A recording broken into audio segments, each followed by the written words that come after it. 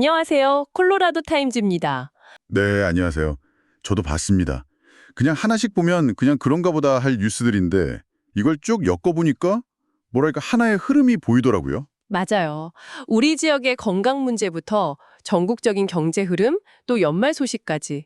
이걸 연결해서 보니까 지금 콜로라도가 어떻게 돌아가고 있는지 큰 그림이 딱 그려지는 느낌이었어요. 그렇죠.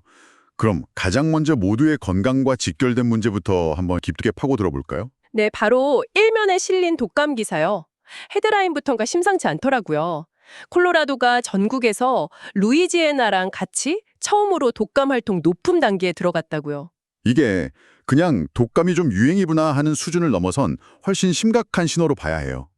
CDC 데이터를 인용한 기사를 보면 확산 속도가 예상보다 훨씬 빠릅니다. 어, 그런데 정말 우려스러운 건 그 데이터 이면에 숨어 있는 우리 지역의 현실이에요. 현실이라면 혹시 백신 접종률 말씀이신가요? 네, 바로 그겁니다. 9월부터 11월까지 콜로라도 전체 주민 접종률이 23.9%에 불과해요. 잠깐만요. 23.9%요? 4명 중에 1명도 채 맞지 않았다는 거잖아요. 맞습니다. 특히 기사에서 20대, 그러니까 20세에서 29세 접종률이 11.8%로 유독 낮다고 콕 집어서 지적했거든요. 와, 11.8%면 10명 중에 1명꼴이네요? 아니 근데 보통 젊은 사람들은 활동량도 많고 사람들도 많이 만나잖아요. 왜 이렇게 접종률이 낮은 걸까요? 그냥 나는 젊으니까 괜찮아 하는 생각 때문일까요? 아주 중요한 지적이에요. 기사는 단순히 숫자를 나열했지만 바로 그 질문을 던지고 있는 거죠. 젊고 건강하니까 괜찮겠지라는 생각이 가장 큰 원인일 수 있어요. 하지만 올해는 그 생각이 정말 위험할 수 있다는 게 기사의 핵심입니다. 위험하다고요? 네, 지금 유행하는 독감 바이러스가 K 서브클레이드라는 변종이 붙은 H3N2 유형이거든요. H3N2요? 들어본 것 같기도 한데 그게 다른 독감이랑 어떻게 다른 건가요? 사실 코로나 이후로 새로운 변종이라는 말이 좀 무뎌진 것도 사실이잖아요. 네, 그럴 수 있죠. 근데 이건 정말 신경 써야 해요. H3N2를 자동차에 비유하자면요. 일반 독감이 그냥 평범한 세단이라면 H3N2는 예측 불가능한 스포츠카 같아요. 아, 그런 느낌이군요. 네, 역사적으로 입원율이나 사망률이 훨씬 높았어요. 젊고 건강한 사람이라도 한 번 걸리면 아주 심하게 앓을 수 있다는 거죠. 그러니까 올해는 그냥 독감이니까 좀 버티면 낫겠지 하는 전략이 안 통할 수 있다는 겁니다. 그렇군요. 이건 개인의 건강 문제를 넘어서 우리 공동체 전체의 안전망에 구멍이 생길 수 있다는 경고로 들리네요. 맞습니다. 이런 건강에 대한 불확실성이 커지는 상황에서 우리 지갑 사정과 관련된 불확실성도 만만치 않은 것 같아요.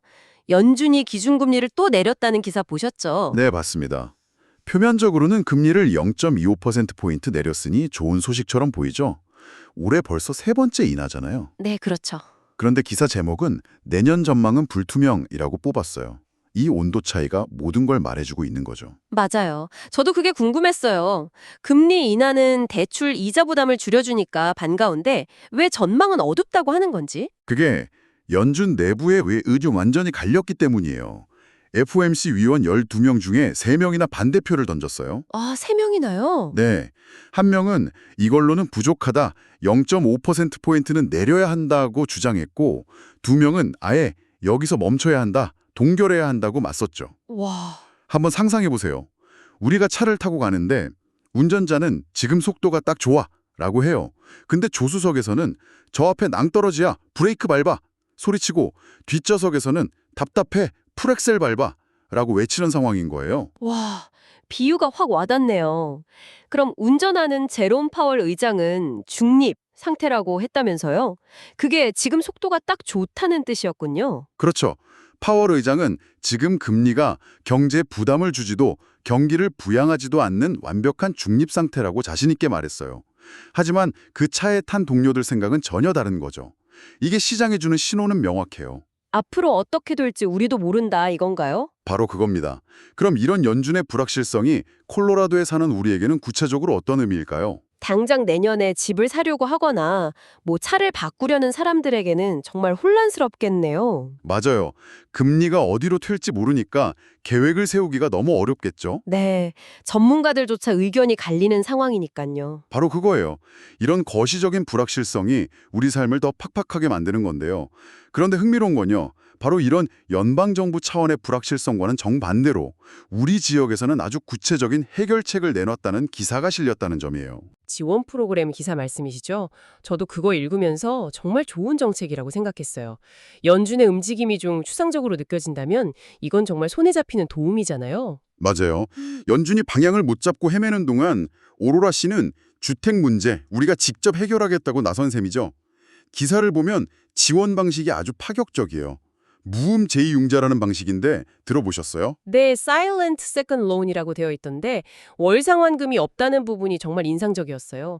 사실 집 살 때 가장 큰 장벽이 초기 계약금, 그러니까 다운 페이먼트잖아요. 그렇죠. 그걸 최대 10%까지 시에서 빌려주는데 나중에 집을 팔거나 재융자 할 때까지는 한 푼도 갚을 필요가 없다는 거잖아요. 이건 거의 혁신적인데요. 그렇죠. 사실상 무이자 대출로 다운페이먼트의 상당 부분을 해결해 주는 거니까요. 내 집 마련의 가장 높은 허들을 치워주는 셈이죠. 자격 조건도 인상적이에요. 4인 가족 기준 연소득이 약 16만 8천 달러 이하인 가구까지 해당돼요. 생각보다 기준이 높네요. 이건 저소득층만을 위한 프로그램이 아니라는 거군요. 네, 열심히 일하지만 치솟는 집값 때문에 좌절하는 우리 중산층까지 끌어안겠다는 시의 의지가 보이는 부분이에요. 정말 좋은 제도네요. 그런데 혹시 이런 프로그램이 뭐 세금 낭비라는 비판을 받거나 장기적으로 시 재정에 부담을 주지는 않을까요? 좋은 질문이에요. 기사에서 그 부분까지 깊게 다루진 않았지만 정책의 목표를 생각해보면 시의 계산을 엿볼 수 있어요. 이 프로그램의 핵심은 경찰관, 교사, 소방관처럼 우리 지역사회에 꼭 필요한 인력들이 집값 때문에 다른 도시로 떠나지 않도록 붙잡아두는 거거든요. 아, 그렇군요. 효율적인 고민을 하고 있는지 잘 보여주는 사례죠. 와, 그렇게 연결해서 보니 정말 흥미롭네요. 건강과 경제라는 큰 불안감 속에서 우리 지역은 나름의 해법을 찾으려고 애쓰고 있다는 거군요. 자, 그럼 이런 무거운 이야기는 잠시 접어두고 신문에서 본 기분 좋은 소식도 좀 나눠볼까요? 그럼요. 스포츠면 모셨죠? 덴버 브론코스가 지금 미쳤어요. 맞아요. 정말 믿기지가 않아요. 지금 11승 2패로 AFC 전체 1번 시드잖아요. 네, 풋볼 잘 모르시는 분들을 위해 잠깐 설명하자면 이게 그냥 전교 1등을 하고 있다는 뜻입니다. 이 순위를 시즌 끝까지 지키면 플레이오프 내내 홈 경기를 치를 수 있는 홈필드 어드밴티지를 얻게 돼요. 아, 그게 엄청난 이점이겠네요. 추운 겨울에 원정팀 선수들은 덴버의 높은 고도에 적응하느라 고생할 텐데. 바로 그거죠. 크리스마스에 열리는 캔자스 시티 칩스 원정 경기가 최대 고비라고 하던데 정말 기대됩니다. 네, 그리고 우리 지역의 자부심을 높이는 소식이 또 있었어요. 볼더에 있는 몽벨 매장 이야기요. 저도 그 매장 정말 좋아하는데 뉴욕타임즈가 선정한 미국 최고의 의류 매장 50곳에 뽑혔더라고요. 맞아요. 그게 그냥 아웃도어 매장이 아니라 미국에 딱 하나밖에 없는 몽벨 직영점이라 더 의미가 커요. 기사에서 일본의 귀노비 철학을 언급한 부분이 재밌었어요. 기능이 곧 아름다움이다 라는 뜻인데 기노비요. 네, 그 매장에 가보면 정말 그 느낌이 뭔지 알 수 있어요. 다른 매장처럼 화려한 음악이나 번쩍이는 조명 없이 정말 조용하고 장비의 기능성에만 딱 집중하게 만들잖아요. 꼭 장비를 위한 미술관 같은 느낌이죠. 맞아요. 기사 보니까 콜로라도 테마로 만든 특별 상품도 판다고 하던데 연말 선물 사러 한번 가봐야겠어요. 그리고 연말이라 그런지 지역 환인사회 행사 소식도 많더라고요. 네, 신문 한쪽에 작게 실렸는데 이런 소식들이 또 연말 분위기를 느끼게 해주죠. 콜로라도 한인합창단이 오로라 메디컬 센터나 시니어 리빙 센터를 찾아가서 연주회를 연다고 하고요.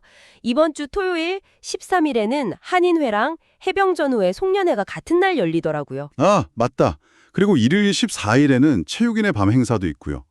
연말에 이렇게 이웃들과 함께 모여서 한 해를 마무리하는 자리가 많다는 건 참 좋은 것 같아요. 그렇죠. 그런데 오늘 신문 사설을 보면서 이런 생각도 좀 들었어요. 사설 내용이 겨울철 도로 안전 문제였거든요. 최근에 콜로라도 인구가 확 늘면서 눈길 운전 경험이 없는 타주 출신 운전자들이 많아져서 사고 위험이 커졌다는 내용이었어요. 아, 그거 저도 읽었어요. 단순히 운전 미숙의 문제를 넘어서 우리 지역이 얼마나 빠르게 변하고 있는지를 보여주는 상징적인 이야기 같았어요. 새로운 사람들이 계속 들어오고 문화도 막 섞이고 있잖아요. 바로 그 지점이에요. 오늘 우리가 나눈 이야기들이 전부 그 변화라는 키워드로 연결되는 것 같아요. 새로운 독감 바이러스에 적응해야 하고 예측 불가능한 경제 상황에 대처해야 하고 또 새로운 이웃들과 함께 살아가는 법을 배워야 하죠. 네. 그래서 마지막으로 이런 질문을 던져보고 싶어요. 질문이 우리에게 던지는 궁극적인 질문이 아닐까 싶은데요. 어떤 질문이죠? 이렇게 다양한 배경과 경험을 가진 사람들이 모여 빠르게 변하는 우리 콜로라도에서 도로 위에서든 일상생활에서든 서로를 이해하고 배려하는 새로운 안전수칙 같은 걸 만들려면 과연 무엇부터 시작해야 할까요? 그냥 눈길 운전법을 알려주는 것만으로는 부족할 텐데 말이죠. 정말 깊이 생각해 볼 만한 질문이네요. 정답은 없겠지만 오늘 우리가 나눈 이야기들처럼 서로의 상황에 관심을 갖고 계속 대화하려는 노력 자체가 그 시작이 아닐까 싶습니다. 따뜻하고 안전한 연말 보내시길 바랍니다. 지금까지 콜로라도 타임즈였습니다.